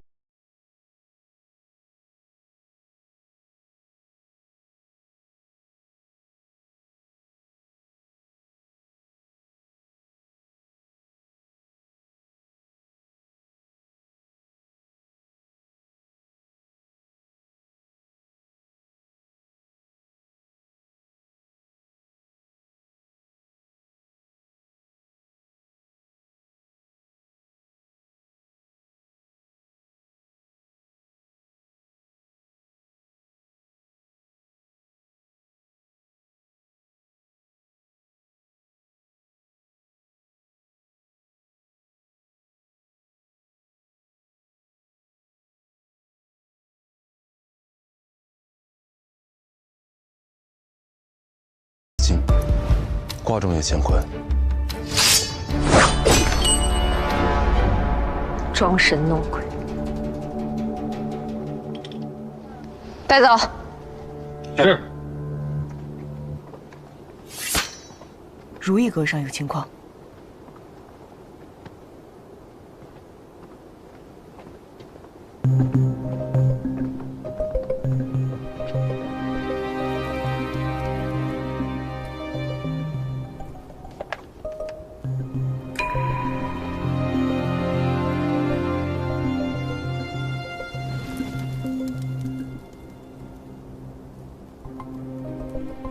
果然，和我预想的差不多。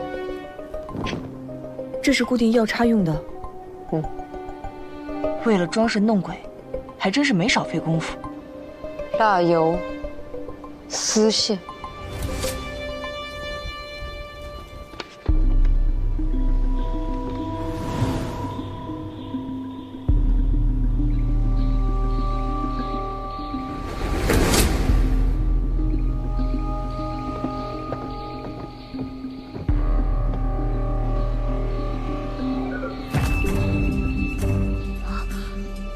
果然，郡主，郡主，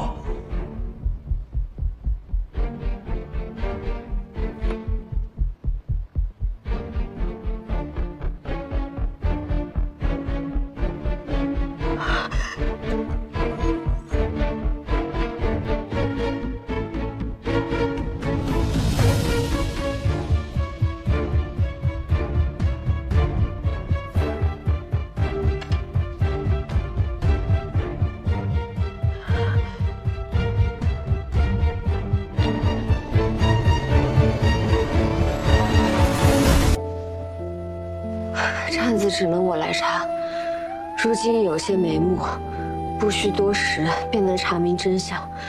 若交给旁人，我无法安心。一提起查案，你就是这样子。切记，别伤了自己，别再出人命了。毕竟这件事情闹的动静实在是太大。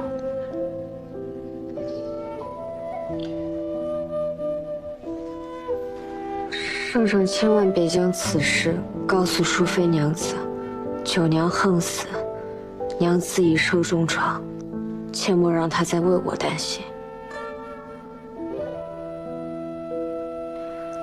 待我将凶手绳之以法，我再去探望娘子。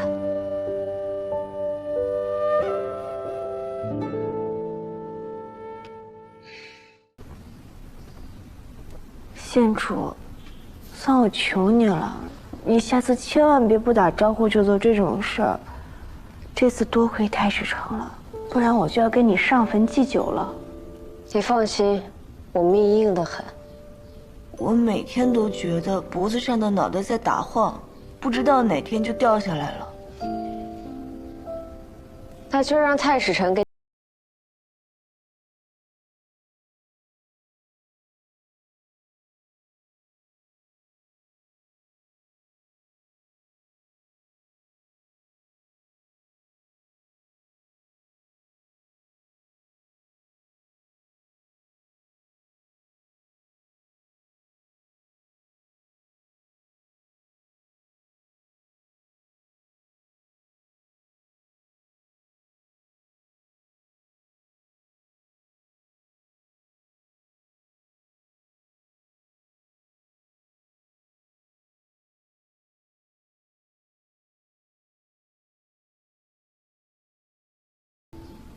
是这个案子的凶手。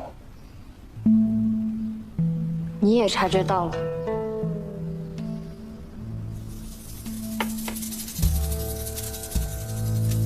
按照周贺兰的说法，崔曼说设局谋害15公主，动手的应该是袭击你我的那个黑衣人。如果黑衣人与崔曼说是同谋，为何会突然对他起了杀意？如果是同谋反目，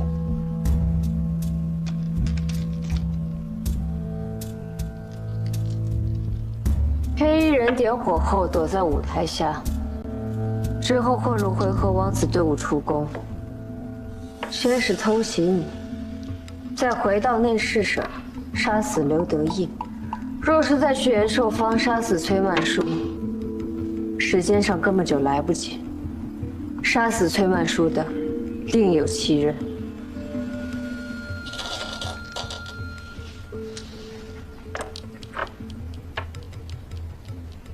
但如果有人杀了15公主，而另有一人在为公主报仇，那3位贵女以崔曼书沆瀣一气杀死他们的，就可以是同一人。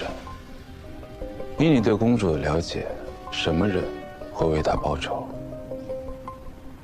如果可以，我希望那个人是我。找到凶手，也是在为公主报仇。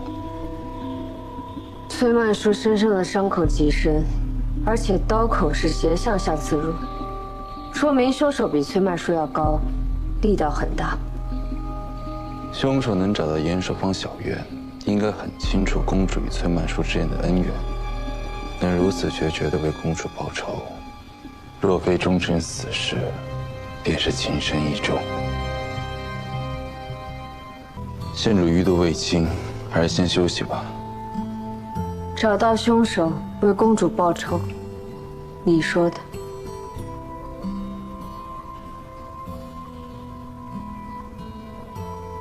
县主总是这样以命相搏。在关心我。好不容易把你救回来，我不想是一场徒劳。太史丞昨日在周贺兰面前维护我，还没跟你说谢谢。那周贺兰口出谎言，妄议县主父母是以下犯上，我只是做了该做的事情。看来端王府的事，太史丞也知道。15年前，端王府惨案震惊朝野，彼时我虽已入太史区修学，却也有所耳闻。不过周贺兰倒也没有说错，我无父无母，确实不知道阿爷阿娘被别人捏在手里是什么滋味。太史丞，请看，昨夜戌时，九娘离宫后，直接回到了府中，中间未作停留。回府后，可曾外出？崔九娘昨夜戌时回到相府，却于延寿坊被害。延寿坊与相府相隔甚远，若九娘未乘马车外出，那便是被人从相府掳走，带去延寿坊的。右相府守卫森严，断不可能有人强掳深闺娘子。昨夜九娘坐了谁的车？老实交代，否则每人50鞭。是我送九娘去的延寿坊。入延寿坊之后，九娘便让我把马车停到一处宅院外，便下了马车。之后，便让我径直回去。那小院中，可还有什么其他人？漆黑一片，应当是无人。这一路上，尤其在延寿坊中，可见到一个独行的男子，身高6尺，身材魁梧。并未见过。九娘上马车时，穿的是什么衣服？啊，黄色襦裙，外加一件花色皮袄。带了包袱啊？魏太，这些丫头笨嘴拙舌的，怕说不明白。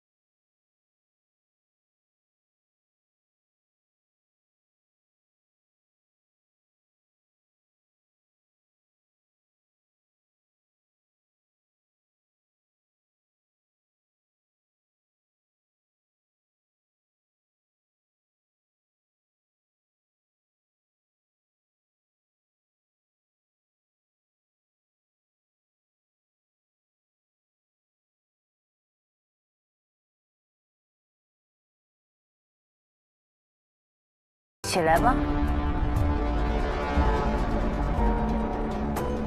去请嬷嬷进来吧，告诉她，姑娘们都说得很清楚。是。求官娘子开恩，求官娘子开恩！奴婢是真的什么都不知道，也真的什么都没有说。若是被赶出相府，奴婢就只能去西市影子药家那种地方做帮狗，那奴婢就真的没有活路了。求娘子开恩，求官娘子开恩！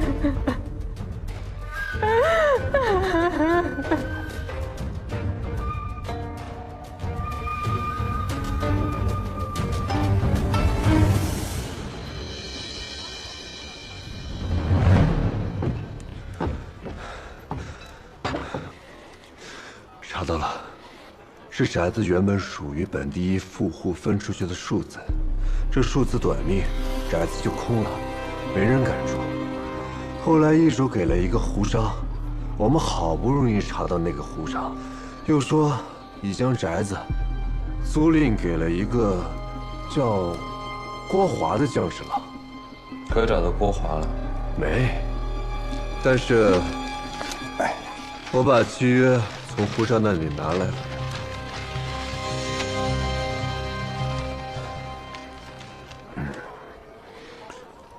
你们就没要完引子吗？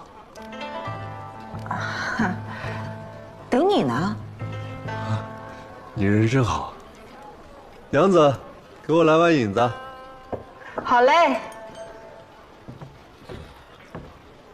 右相府的姊妹让我来寻你。崔九娘上伤了。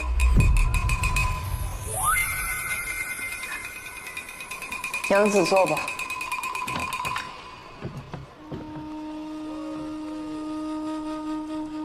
他是怎么死的？凶杀。老天有眼，真是罪有应得。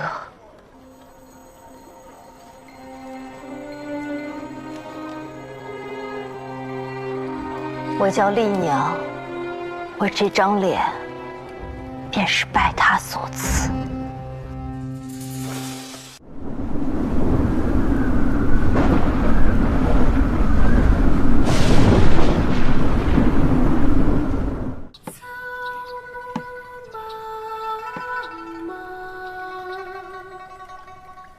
伤怀用爱心，欲阻难渡。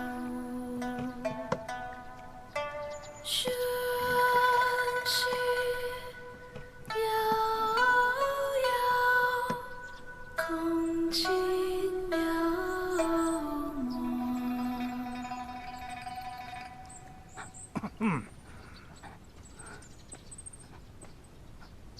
摹。阿娘还在家等我。你不是说我唱完曲就放我回去吗？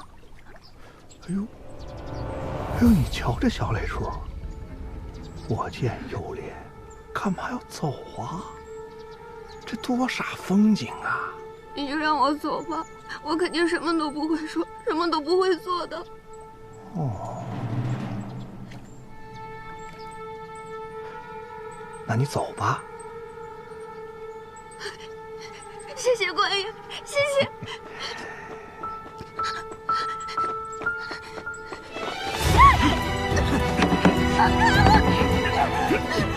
师爷辛苦了，杜县尉说这个小丫头就给您慢慢享用。正宫清风俊杰，忠义双全，呼呼爱在。变白衣为黑时，刀上一为霞。凤凰在怒兮，居无山屋。同绕于世兮，一概。县主，此人如何处置？你用的什么熏香？家母所配，我也不知。你方才说自己叫什么？太史局太史丞萧怀瑾。令尊可是太子太傅萧文渊？是。宴席期间为何离席？身子不适，前去更衣。更衣需绕行那么远？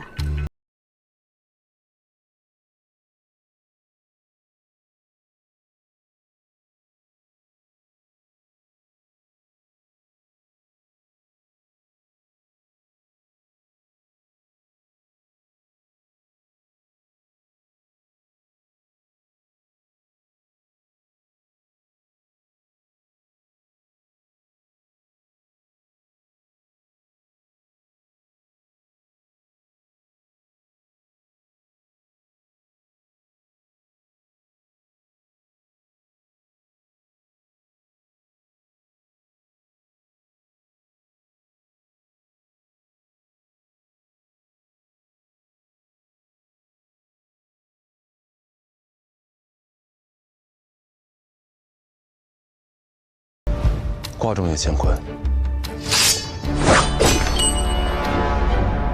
装神弄鬼，带走。是。如意阁上有情况。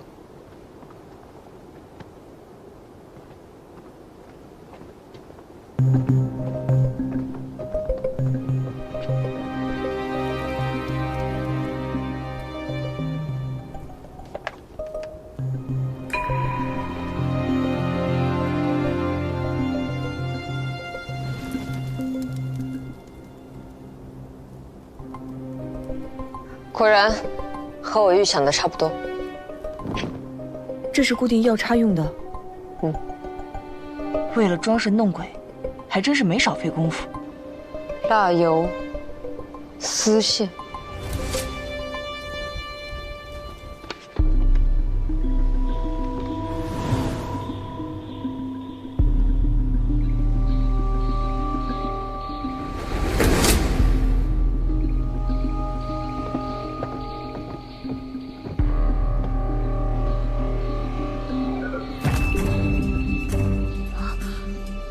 果然，